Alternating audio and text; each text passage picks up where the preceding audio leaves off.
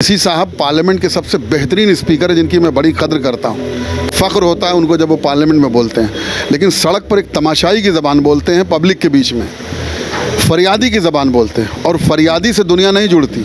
आज उत्तर प्रदेश में पूरे मुल्क के अंदर कस्टडी मौत 5 हो रही है डेली। 100, 150, 200 में एक मुसलमान अल्ताफ़ का नाम आता है। मैं ओवैसी साहब इस तरह की सियासत करने वाले तमाम भाइयों से बड़े अदब से ये बात कहना चाहता हूँ कि अगर आप एक मुसलमान हैं और सियासतदान हैं तो अल्ताफ़ की मौत पर दिल तड़पा से यकीनन तड़पना चाहिए, लेकिन एक मुसलमान की हैसियत से अगले ही दिन पुलिस कस्टडी में कानपुर के पुलिस स्टेशन में मार दिया गया जितेंद्र श्रीवास्तव। अगर उतना ही तेज़ी से आपका दिल नहीं तड़पा और नहीं धड़का, उतनी तेज़ी से आवाज़ नहीं उठाई, तो आप अपने ईमान का जायज़ा खुद ले लीजिए। हाँ, उससे बीजेपी को फ़ायदा मिलता है, उस बिल को फाड़े जाने की ज़रूरत नज़र आती है, बदतमीज़ी नज़र आती है। क्यों बिल फाड़ दिया आपने? सदन की एक गरिमा होती है, वहाँ बहादुरी दिखाने की जगह तो नहीं होती सदन। कोई मैदान जंग पानीपत का तो नहीं छिड़ा कि आप तलवार दिखा रहे हो, मैंने बिल फाड़ दिया। बिल क्यों फाड़ दिया भाई? आपने उसे रिजेक्ट किया, आप तौहीन क्यों करते हैं? फिर मैं एक बात मैं कह दूं बड़े अदब से उनके हवाले से, वो जिस तरह की भाषा बोल रहे हैं उसका नुकसान, जहां हम 12%, 8% मुसलमान रहते हैं, हमारे हिंदू सहयोगी साथी हैं, बदमाश जो हैं, संघ के लोग हैं, तो ओवैसी साहब, उसका असर वहाँ पड़ता है। ओवैसी साहब को और उस तरह की सियासत करने वाले तमाम भाइयों को फैसिज्म में यानी संघिज़म में और हिंदुइज़म में फ़र्क, हिंदू धर्म में फ़र्क करना पड़ेगा, यानी हिंदू में और संघी में फ़र्क करना पड़ेगा। मुसलमानों को किसी इत्तेहाद की ज़रूरत नहीं है। मुसलमान कल भी मुत्तहिद, आज भी। मुसलमानों मुनज़्ज़म हो जाओ, ऑर्गेनाइज हो जाओ, संगठित हो जाओ। कोई नहीं कहता, ये काशीराम जी कहा करते थे, अम्बेडकर साहब कहते थे, लोहिया जी कहते थे। मुसलमानों को कोई नेता ये नहीं बोल रहा है कि मुसलमानों मुनज़्ज़म हो जाओ। ज़रूरी नहीं कि मुनज़्ज़म होकर चुनाव में ताल ठोको। चुनाव तो परिस्थितियों के अनुकूल आपको देख करके लड़ना या नहीं लड़ना, आपको अपना हिस्सा लेना है, और हिस्सा लेने के लिए सबको एक साथ दुश्मन नहीं बनाना है। और ओवैसी साहब की जो सियासत है वो सारे गैर मुस्लिम लीडरों को मुसलमानों को दुश्मन बता रही है। देश की सच्चाई सच छुपने नहीं देंगे। आदाब, मैं हूं हाफिज़ गुलाम सरवर और आप देख रहे हैं देश की सच्चाई। आपको पहले ही बता चुका हूं कि देश की सच्चाई की टीम उत्तर प्रदेश चुनाव को कवर करने के लिए लखनऊ आ चुकी है। जी हां, लखनऊ चूँकि राजधानी है और यहीं से शुरुआत हम करेंगे, और लखनऊ के कई चौक चौराहों से मैंने आम लोगों की राय आप तक पहुंचाने की कोशिश की है। इस वक्त मैं हूं दारुश्शिफा। जी हाँ, अब इसके मायने मैं नहीं बताऊंगा, आप समझ रहे हैं। दारुश्शिफा वो जगह है जहां तमाम सियासतदान ही घूमते नज़र आते हैं, चूँकि यही अड्डा साहब विधायक आवास है। और उत्तर प्रदेश कोई आए और वो राजनीति से जुड़ा हो, दारुश्शिफा ना आए, तो समझिए कि वो उत्तर प्रदेश की राजधानी आया ही नहीं। मैं भी आया, मुझे भी लगा कि दारुश्शिफा जाना चाहिए। मैं यहाँ आया तो मेरी मुलाकात एक मझाए पुराने और मुस्लिम सियासत के रीढ़ की हड्डी हम कह सकते हैं, चूँकि उन तमाम दौर को हमने भी देखा है जहाँ जनाब तारिक साहब सिर्फ पेश नहीं रहते थे, बड़े बड़े मजमे को ख़िताब करते थे और मुस्तक़बल के प्लानिंग उनके सामने रखते थे। लोग खूब गौर से सुनते भी थे।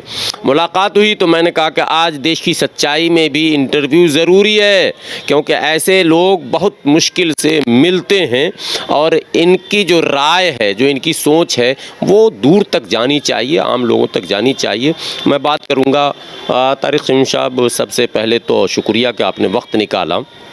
एकदम मुख्तसर में मैं आपसे जानना चाहूँगा, उत्तर प्रदेश में 2022 चुनाव सर पर है, मुसलमानों की क्या भूमिका होनी चाहिए, इस पर आप? मुसलमानों को पिछले 20-22 सालों में सियासत की बीमारी लग गई है। इस वक्त उन्हें सियासत की ज़रूरत नहीं है, हिफाजत की ज़रूरत है। और सिर्फ उन्हीं को नहीं है, बल्कि उनकी जिम्मेदारी बहुत ज़्यादा है। वो इस माने में है कि संविधान ख़तरे में है। बहुत कम वोटों से दूर हैं हाउस में जब ये संविधान बदल देंगे। और जो मुसलमान ये समझते हैं कि बीजेपी या रहे चाहे ना रहे उन्हें कोई फ़र्क नहीं पड़ता, उनको थोड़ा सा जेलों का दौरा कर लेना चाहिए। 70-75% तादाद हो गई है फ़र्ज़ी मुकदमों में। लाखों की तादाद में सीए आंदोलन के तहत कस दिए गए हैं और लाखों घर बर्बाद हो गए हैं। संघ परिवार की जो रूलिंग पार्टी है वो इससे नहीं मतलब है कि किसको क्या किया, उससे मतलब है कि इतने घर उन्होंने बर्बाद कर दिया। ये सही है कि बीजेपी का हराने का ठेका मुसलमानों ने ले रखा है, हमें ऐसा नहीं करना चाहिए, लेकिन वो वक्त बीत चुका है। 80-90 की दहाई में, बल्कि 2010 तक खुदा ने मौका दिया था मुसलमानों को, जब दलितों पिछड़ों का आंदोलन खड़ा हुआ था। उस वक्त मुसलमानों को ऐसा करना चाहिए था, लेकिन अब वो वक्त बीत गया है। अब सेकुलर पार्टियों के साथ खड़ा होना मुसलमानों की सबसे बड़ी ज़रूरत है और सबसे बड़ा फ़र्ज़ है इस मुल्क के तय उनका। तो ये जो सेकुलरिज्म को बचाने की बात कहा जाता है, मंच से चिल्ला चिल्ला कर हमारे एक कायद हैं ओवैसी साहब, वो कहते हैं कि क्या सेकुलरिज्म की बचाने की जिम्मेदारी मेरी ही है? अगर ये सवाल मैं आपसे करूं कि वाकई सेकुलरिज्म की बचाने की जिम्मेदारी है किसकी, तो क्या अगर वो लीडर हैं या ऐसे तमाम लोग, जितने लोग मुस्लिम काज की सियासत को लेके आगे आ रहे हैं, अगर अपने आप को लीडर और कायद कहते हैं, तो कायद एक ज़िम्मेदार शख्स होता है, शिकायती नहीं होता है। ओवैसी साहब पार्लियामेंट के सबसे बेहतरीन स्पीकर है, जिनकी मैं बड़ी कद्र करता हूँ। फ़ख्र होता है उनको जब वो पार्लियामेंट में बोलते हैं, लेकिन सड़क पर एक तमाशाई की ज़बान बोलते हैं, पब्लिक के बीच में फरियादी की ज़बान बोलते हैं, और फरियादी से दुनिया नहीं जुड़ती। ओवैसी साहब को चाहिए कि बिला तफरीक मज़हब व मिल्लत तमाम कौमों की उम्मीद बने, लेकिन अब वो नहीं बन सकते, क्योंकि उन्होंने अपनी इमेज अपने को खुद डिस्क्रिमिनेट कर लिया है। अपनी इमेज एक ऐसे सियासतदान की कर लिया है जो दबा कुचला लात खाए हुआ समाज का नुमाइंदा है। तो दबे कुचले लात खाए हुए लोगों के साथ दुनिया थोड़ी खड़ी होती, दुनिया उस लीडर के पीछे खड़ी होती है जो लोगों के लिए उम्मीद होता है। ओवैसी साहब क्या बिला तफरीक मज़हब मिल्लत सारी कौमों के लिए उम्मीद हैं? वो तो हर वक्त शिकायत मुसलमानों को विधवा विलाप कर रहे हैं, उनको डिमोरलाइज कर रहे हैं आप। तकलीफ़ सिर्फ मुसलमानों को नहीं है, सबको है, और अब सबका नंबर बारी बारी आ रहा है। कहाँ मुसलमान अकेला मारा जा रहा है? इसमें कोई आज उत्तर प्रदेश में पूरे मुल्क के अंदर कस्टडी मौत 5 हो रही है डेली। 100, 150, 200 में एक मुसलमान अल्ताफ़ का नाम आता है। मैं ओवैसी साहब इस तरह की सियासत करने वाले तमाम भाइयों से बड़े अदब से ये बात कहना चाहता हूँ कि अगर आप एक मुसलमान हैं और सियासतदान हैं, तो अल्ताफ़ की मौत पर दिल तड़पा से यकीनन तड़पना चाहिए, लेकिन एक मुसलमान की हैसियत से अगले ही दिन पुलिस कस्टडी में कानपुर के पुलिस स्टेशन में मार दिया गया जितेंद्र श्रीवास्तव। अगर उतना ही तेज़ी से आपका दिल नहीं तड़पा और नहीं धड़का, उतनी तेज़ी से आवाज़ नहीं उठाई, तो आप अपने ईमान का जायज़ा खुद ले लीजिए। और एक सियासतदान की हैसियत से क्या ये ठीक है कि सिर्फ एक कम्युनिटी की तकलीफ़ों का रोना आप रो रहे हैं? आपको चाहिए कि मुल्क के मसाइल को जिस तरह पार्लियामेंट में रखते हैं उसी तरह सड़क पर रखें। लेकिन ओवैसी साहब मुसलमानों को, हम मुसलमान हैं मेरे साथ चले आओ, तो फिर सारा हिंदू कहेगा कि हम मोदी जी के साथ क्यों ना रहें? तो फिर वो जिस जो है डाइवर्सिटी की बात कर रहे हैं, उस डाइवर्सिटी को खुद कंडम कर रहे हैं। मतलब आप कहना चाहते हैं कि कॉमन पॉलिटिक्स होनी चाहिए, कम्युनल पॉलिटिक्स नहीं होनी चाहिए? मेरे भाई, पॉलिटिक्स होती है, उस अगड़ा पिछड़ा हिंदू मुसलमान नहीं होती है।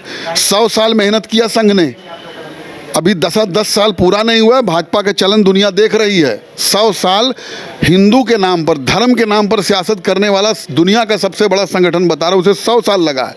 तो 16% मुसलमानों की नुमाइंदगी का दम भरने वाले लोग अगर मुस्लिम नाम से पॉलिटिक्स करेंगे तो कहाँ खड़े मिलेंगे? और वो मुसलमानों को रोना रोते हैं, तो रोना रोने वालों से लोग हमदर्दी रखते हैं, पर उन्हें कोई लीडर कायद नहीं मानता। और जब तक एक मुसलमानों के वोट के साथ दूसरा वोट नहीं चढ़ेगा, उत्तर प्रदेश में कौन सी ऐसी सीट है जो बता दे मुसलमान अकेले चैलेंज करके अपने दम पर जीत लें? और अगर खुदा न खास्ता इक्का दुक्का सीट कहीं जीत भी लिया आपने, तो उसका इम्पैक्ट उन जगहों पर पड़ेगा जहां मुसलमान बड़ी कम तादाद में। और आखिर में एक बात मैं कह दूं बड़े अदब से उनके हवाले से, वो जिस तरह की भाषा बोल रहे हैं, उसका नुकसान जहां हम 12%, 8% मुसलमान रहते हैं, हमारे हिंदू सहयोगी साथी हैं, बदमाश जो हैं, संघ के लोग हैं, तो ओवैसी साहब, उसका असर वहाँ पड़ता है। ओवैसी साहब को और उस तरह की सियासत करने वाले तमाम भाइयों को फैसिज्म में यानी संघिज़म में और हिंदुइज़म में फ़र्क, हिंदू धर्म में फ़र्क करना पड़ेगा, यानी हिंदू में और संघी में फ़र्क करना पड़ेगा। जब तक ये फ़र्क आप नहीं करेंगे, आप पूरे मुल्क को अपना दुश्मन बना लेंगे।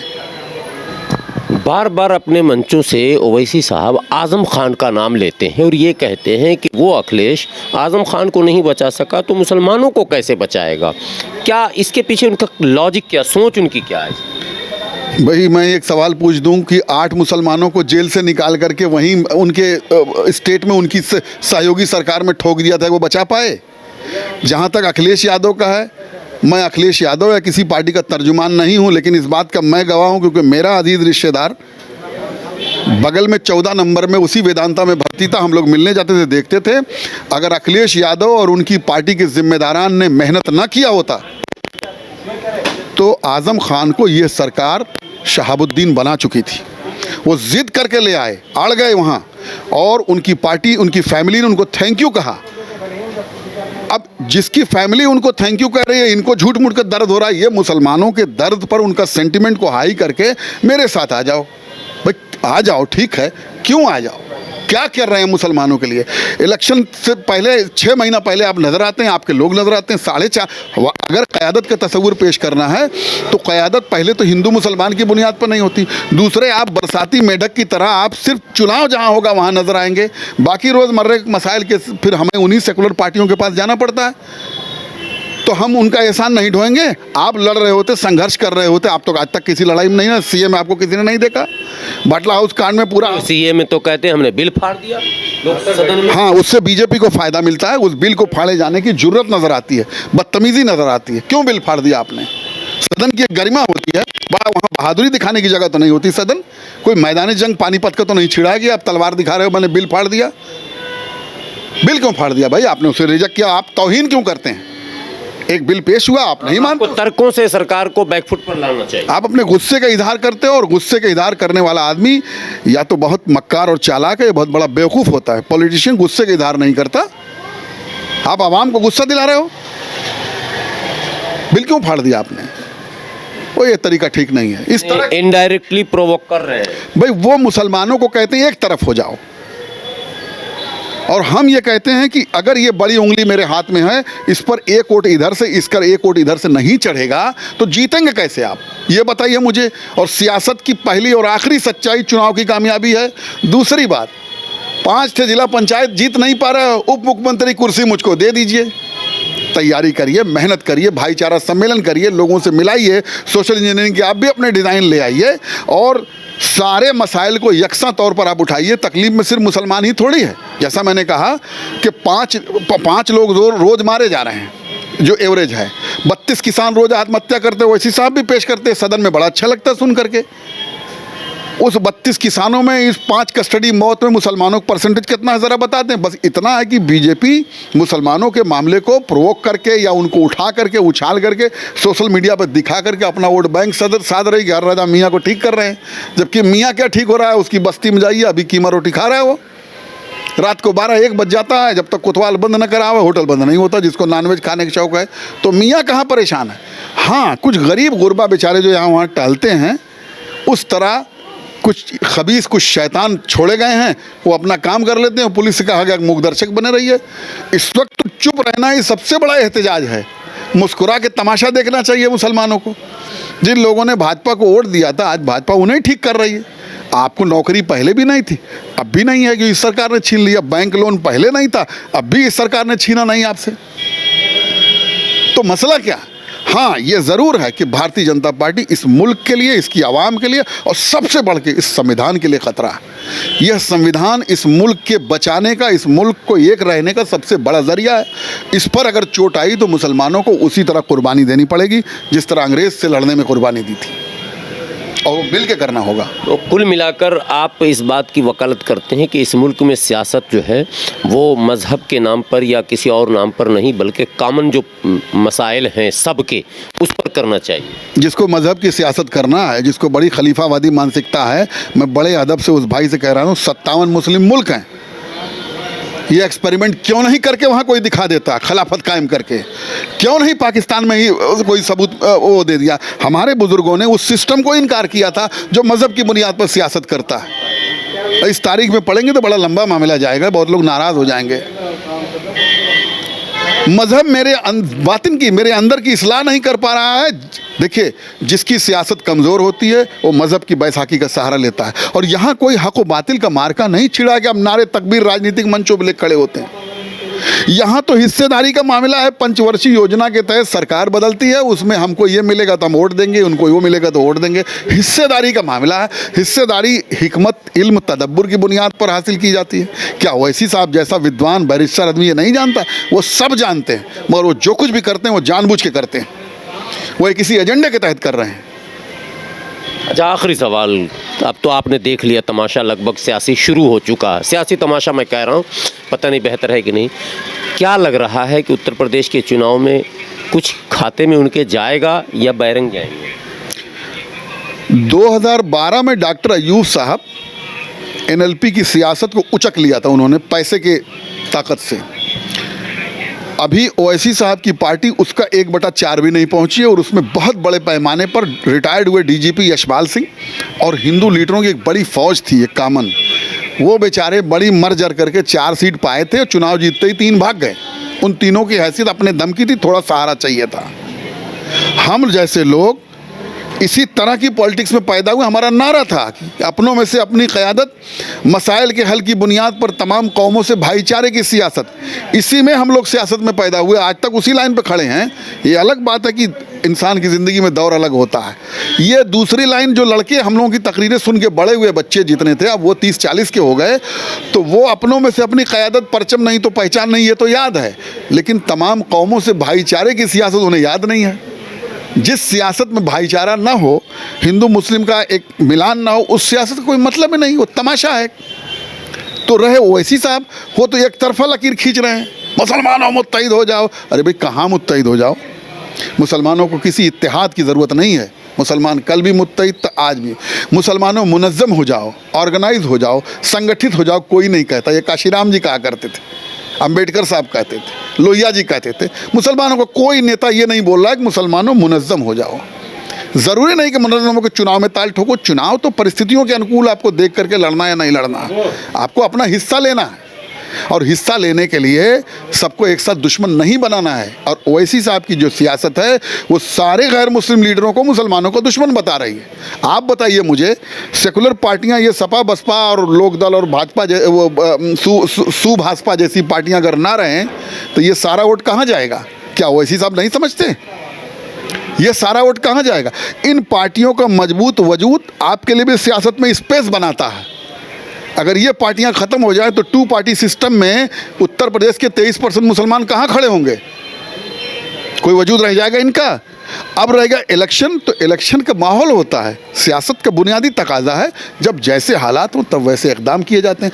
आज के हालात में भारतीय जनता पार्टी मुसलमानों की दुश्मन है इसलिए नहीं, भारतीय जनता पार्टी इस मुल्क की तरक्की, खुशहाली, इस मुल्क के संविधान की दुश्मन है, इसलिए उसके खिलाफ उनका खड़ा होना उनकी जिम्मेदारी है।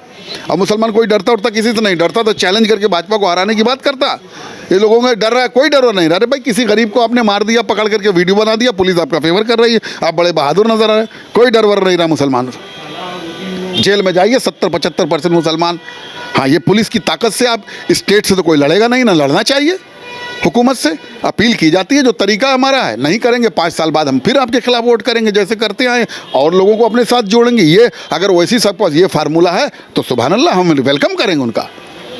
समझा आपने? और 2 ठो राम फेर और 3 ठो परमात्मा क्षण जैसे लोगों को बिठा के फोटो दिखा के हमारे साथ सब जुड़े, ये सब ड्रामाबाजी है। इस इलेक्शन में मुसलमान वही करेगा जो अब तक करता आया है। वो दौर बीत गया। मौका दिया था अल्लाह ताला ने 80, 90 और 2010 तक के दशक में 3 साल मौका दिया था, जब आप क़यादत के तस्वुर को ज़िंदा कर सकते थे। क़यादत होनी चाहिए, लेकिन उसकी शक्ल क्या होगी? ज़रूरी तो नहीं कि इलेक्शन में ताल ठोक के खड़ा हो जाओ 100 सीट। हम 100 सीट का मतलब है एक एजेंडा सेट है, और भारतीय जनता पार्टी जैसी ताकत ये हमेशा करती है, बहुत सारे लोगों को खड़ा करती है। हम नहीं कहते कि वो किसी के एजेंट है, नहीं, हमें ये कहने का हक नहीं, हमारे पास कोई सबूत नहीं, लेकिन परिस्थितियां ये कह रही हैं कि आप वो कदम, आपको वोट तो मिलेगा नहीं। चाहे आप एजेंट हो या ना हो, लेकिन आपकी तकरीर और आपके सियासी भागदौड़ का फ़ायदा अल्टरनेटिव वो ले लेते हैं। आप मैं कतई ओवैसी साहब या इस तरह की सियासत करने वाले जीतूँ, उसको कभी मैं मिल्लत फरोश नहीं मानता, कभी मैं बेईमान नहीं मानता उनको, मैं कभी उनको भाजपा का एजेंट नहीं कहने का फेवर में हूँ, उसके खिलाफ हूँ मैं। लेकिन हमें अगर इतनी समझ नहीं पैदा होगी तो लोग ये और वही हरकत हम करेंगे जिससे वो फ़ायदा उठा लेंगे फासिस्ट ताकतें, तो यकीनी तौर पर फिर लोग ये कहने पर मजबूर हो जाएंगे कि आप एजेंट हो। हम नहीं मानते, उनकी अपनी सियासत करने का तरीका है। लेकिन इस वक्त मैं कहता हूँ, रहम करें हमारे उत्तर प्रदेश के लोगों पर। हम लोग, पूर्वांचल के लोग किस तरह ज़िंदगी गुजारे उन्हें अंदाज़ा नहीं है। जब चाहती पुलिस हमारी पतीली चेक करती आकर, हमारी मस्जिदों को ढा दे रही है। क्या उनको नज़र नहीं आ रहा? कहते हैं हमें बीजेपी आ जाए, हमें नहीं। और जो लोग सेकुलरिज्म को कंडेम करते हैं, सेकुलरिज्म ही तो तमाम माइनॉरिटीज़ के हुकूक के तहफ़्फ़ुज़ की ज़ामिन है। जिस दिन सेकुलरिज्म निकल गया उसी दिन तो संविधान ख़त्म हो गया। यही तो बीजेपी चाह रही है कि सेकुलरिज्म शब्द निकल जाए, इसका कोई जिक्र न करे धर्मनिरपेक्षता का, ताकि कम्युनल हों। तो हिंदू सारे कम्युनल मेरे साथ आ जाएं, मुस्लिम सारे कम्युनल ऐसे किसी लीडर के साथ चले जाएं। सेकुलरिज्म जो हमारे राइट्स की संविधान में ज़मानत है, आप उसे कंडेम कर रहे हैं। और संविधान कितने बड़े जानकार होकर के, भाई उनकी इल्मी वसातत के आगे हम जैसे लोगों की कोई औकात नहीं। लेकिन एक छोटी सी बात मैं बड़े अदब से उनसे कहता हूँ, मेरे भाई हैं वो, खुदा की कसम मेरे दिल में बड़ा सम्मान है उनका, जब पार्लियामेंट में बोलते हैं तो सीना गर्व फूल जाता है, लेकिन वो सड़क पर एक तमाशाई की ज़बान बोलते हैं। ये क्या, ये गर्म करते हैं लड़ों को, ये क्या मतलब है इसका? मैं उनसे अदब से गुजारिश कर रहा हूँ, उनसे नहीं, तमाम उस तरह की सियासत करने कि इस तूफ़ान को गुजर जाने दीजिए, पैरों के नीचे ज़मीन आए, फ़िज़ाओं में जहरीली जो हवा है वो बदले, ऑक्सीजन मिले, फिर कर लेना क़यादत का काम। 5 साल काम करो, जम करके लोगों को जोड़ो, कौन आपके साथ नहीं खड़ा होगा? लेकिन नहीं, चुनाव आ गया, मुसलमानों मुत्तहिद हो जाओ, तो फिर हिंदुओं मुत्तहिद हो जाओ, नहीं होगा? अब क्यों ना हो? मैं हिंदू कम्युनिटी को दुनिया का सबसे बेहतरीन कम्युनिटी में इसलिए मानता हूँ कि 100 साल से आरएसएस ने ही शमशान कब्रिस्तान मुसलमान का जहर पिलाया है। इतना जहर अगर मुसलमानों को उनके मजहबी रहनुमा पिला दें भाई साहब, तो 90 साल नहीं 9 हफ्ता में कोहराम मचा देंगे ये। फिर भी 37% लोग उनके दामे फरेब में फंसे और अब आधे निकल चुके हैं उनके हाथ से।